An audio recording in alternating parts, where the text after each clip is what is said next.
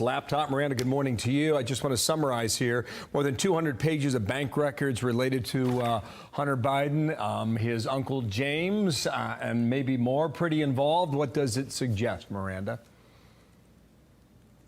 Good morning, Bill. Well, I think we see here that Senators Chuck Grassley and Ron Johnson are really the unsung heroes of this investigation into the Hunter Biden laptop and the influence peddling of Joe Biden's family during his vice presidency.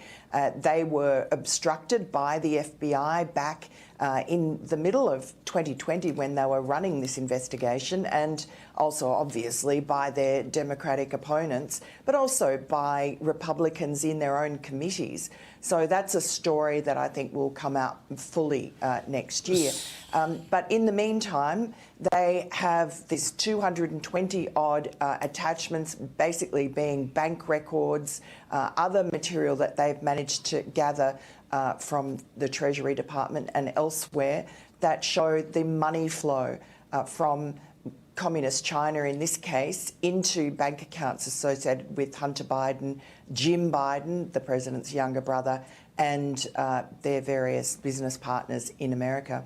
And I think together that paints certainly a damning circumstantial picture, and it gives the Republicans a basis to work on when they have their investigations that they're promising next year into this issue. So if Grassley and Johnson win, they're in some tight races right now, Iowa and Wisconsin respectively.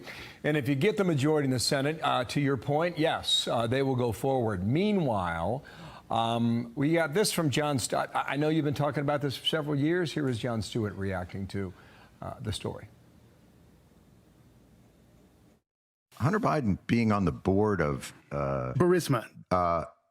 To me, that's corruption straight up off the bat. The idea that nepotism would allow much larger amounts of money to flow into the hands of people unqualified because you think those countries are trying to buy influence. That's an argument you've been making for a couple of years now, Miranda. Yes, well, and nice of Jon Stewart to come to the party. He's really about 5 or 6 years late, because that was known, that nepotism and the Burisma money. I'm not sure everyone knew quite how much it was, that it was, $1 million a year, $83,000 a month. But still, it was known then, and it was sanctioned by the media. I mean, there was a little bit of an outcry, but not much. So, welcome aboard, Jon Stewart. But it's more of the same. It's more of, what you can call a limited hangout.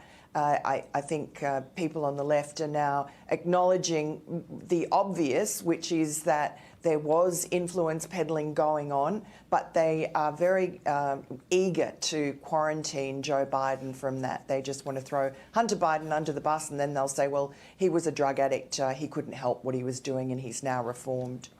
My sense is we're going to be talking to you again real soon. Miranda, thank you for your time. Miranda Devine with us, New York Post, you bet. Thank you. Hi, everyone. I'm Brian Kilmeade.